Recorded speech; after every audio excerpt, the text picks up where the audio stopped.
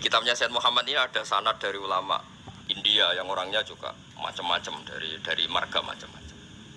Jadi saya mohon barokahnya sanad ini kemudian kita tahu apa sih sanad itu. Sanad itu ya kadang-kadang harus lewat orang yang mungkin kita tidak cocok. Dulu itu ada sahabat tanya, kalau mencium istrinya pas Ramadan itu sah apa enggak? Kebetulan ditanya itu Maimunah. Enggak tanya Saudah karena sangat yakin enggak itu, kalau Saudah itu enggak. Itu Maimunah jawabnya, kalau kita enggak ngalamin, coba tanya Aisyah yang potensi ngalamin dicium pas Ramadan. Sebetulnya istri yang Nabi itu sama Aisyah itu ya agak gimana yang namanya Doro itu ya rival. Akhirnya tanya, ya Aisyah gimana hukumnya lelaki mencium istrinya pas Ramadan? Ya dijawab sama Aisyah, qabbalani Rasulullah wa huwa shaim. Yang lainnya nggak bisa jawab, mau nggak ngalami. Jadi sanad tuh kadang ya cocok nggak cocok ya memang itu fakta. Cara mandi junub, kayak apa pinternya sahabat cowok kalau mandi junub ya nggak tahu. Akhirnya tanya sama Sayyidah Aisyah, sama Sayyidah Maimunah. Apapun dekatnya istri Rasulullah, kalau perang ya tidak tahu. Wong itu lelaki. Begitu juga afdhalus sahabat kayak Abu Bakar, kadang harus mendapatkan hadis dari orang-orang yang nyun sewu agak deso. Bahkan kadang maulah kayak Sauban, kayak Rabi'ah bin Ka'ab. Orang-orang biasa sekali, khodim dulu. Tapi ini kan barokahnya khodim itu tahu keseharian Rasulullah SAW di dalam. Misalnya Anas, apa kenangan kamu dengan Rasulullah? Kenangan saya itu saya khodam tuh Rasulullah SAW asyra sinin. 10 tahun saya itu tidak pernah melakukan sesuatu ditanya Nabi lima sonakta. Walalise entarok tu lima tarokta. Sehingga kalau saya pas baik itu ya nggak berani tanya anak dalam saya ngapain kamu. Dan sama ini pinter anut sunnah Rasulullah SAW. Akhirnya dalam keluar saya naik orang tahu ditakoi. Jadi hal-hal seperti ini itu keseharian yang harus kita suka. Di antaranya lagi, inna min khiyari ummati fima nabba'ani al-malul a'la kauman yathakuna jahron. Di antara nanti umat pilihanku adalah orang-orang kalau tertawa itu keras sekali, kauman yathakuna jahron. Itu dulu juga padahal ada riwayat kasratu dhahki tumitul qalba. Banyak tertawa itu bisa mematikan hati. Tapi ini juga dilawan kalau banyak cemberut bisa frustasi. Nah, sehingga di ilmu ini cerita saya nanti di tasnya Habib Jindan. Semoga nasinya bener, saya tamu pasti dihormati. Nggak penting bener ndak itu tidak penting. Yang penting tamu itu dihormati. Ya kebetulan saya ini tadi kan hormat mbah saya masih mbah saya Mbah Mutamakin di Hajan. Terus pagi tadi hormat buka luar di Sunan Kudus jam 7 saya tadi di Kudus. Ya, akhirnya sama teman-teman difasilitasi disuruh naik pesawat tadi jam 11 tadi. Tapi saya tidak capek karena memang saya senang cerita sanad.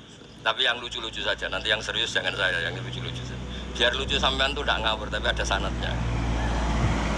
Ada seorang mufassir yang bilang ketika nafsiri wa annahu wa adhaka wa abka. Allah itu zat yang memberi kamu tertawa. Mbok kamu ingin susah, tidak akan tertawa. Tapi kalau Allah menghendaki ya tertawa aja. Ada orang miskin frustasi, maunya gak tertawa. Tahu-tahu jalan-jalan ngerti badut, ya akhirnya tertawa. Ya karena adhaka itu fi'lullah. Kalau Allah menghendaki mau apa? Karena adhaka itu fi'lullah. Gak bisa.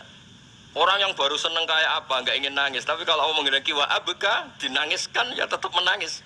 Wa anna wa adhaka wa abka. Karena kita ini semua adalah objek oleh kudrahnya Allah Subhanahu wa ta'ala. Saya itu sebenarnya paling tidak ingin ngaji bareng Habib, selain kalah nasab ya kalah ganteng. Ya tapi ditakdir mau apa?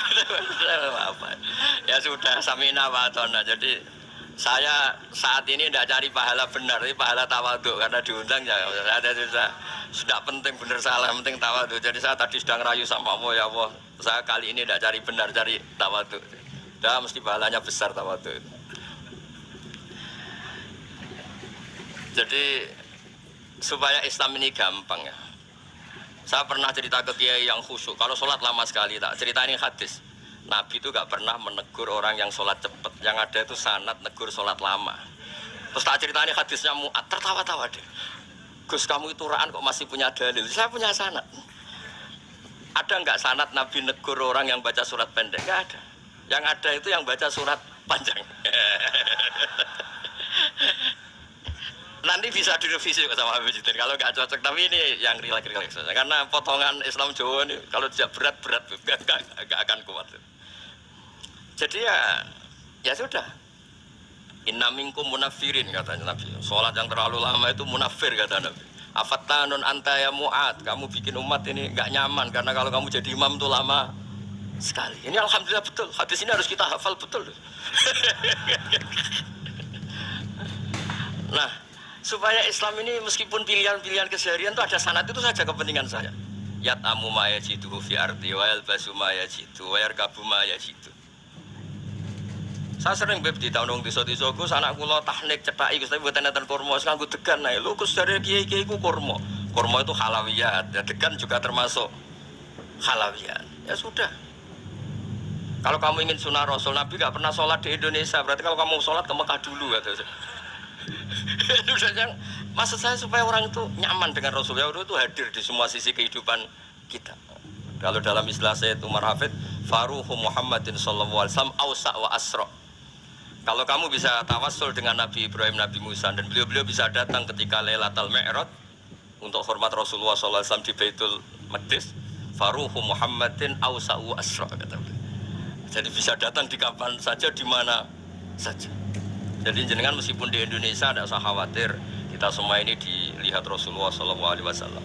Dan cara lihat Nabi itu gampang, tidak kayak kita.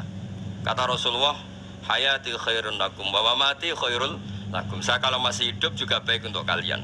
Anda bisa cerita hadis dengan saya, sering bercengkrama.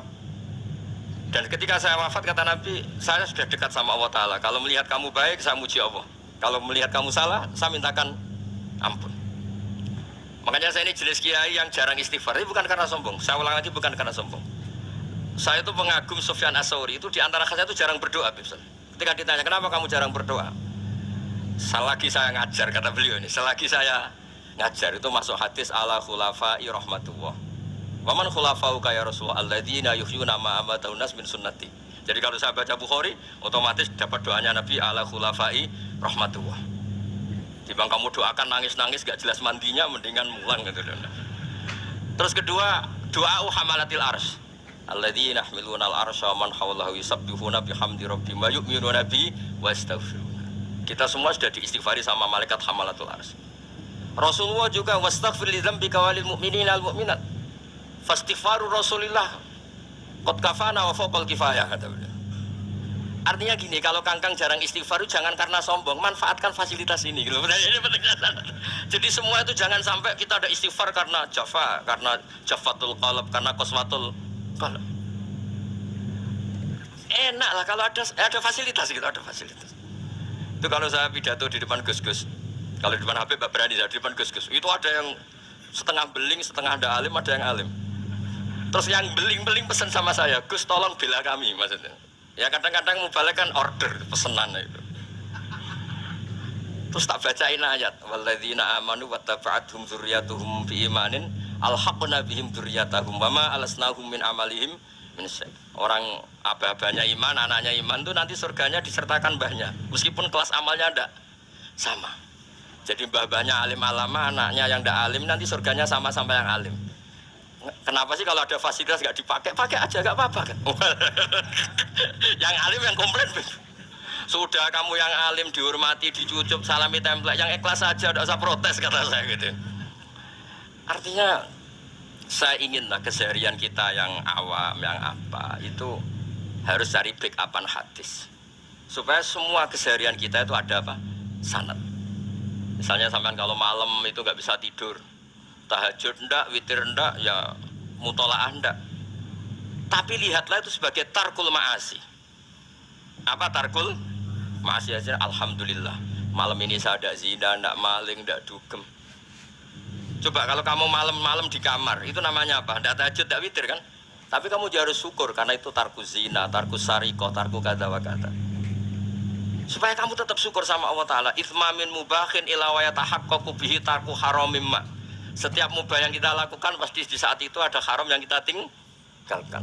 Makanya dulu banyak orang-orang soleh yang semalaman tuh guyon sampai pagi. Bukan karena ingin urakan enggak, karena mengalahkan setan. Malam itu godaan mungkin ingin ngintip siapa itu masih kuat sekali. ingin nonton siapa itu kuat sekali. Terus setan dilawan dengan guyon. Ternyata setelah guyon tuh asik, tahu-tahu pagi dangdutannya selesai. Oh itu setan bisa setruk melawan orang alim seperti ini. Karena nilainya tarkul masih. Meskipun dengan cara guyon, karena kalau yang cara wiridan itu calon wali, Beb. Kalau yang nggak calon wali, ya pokoknya tarkul masih.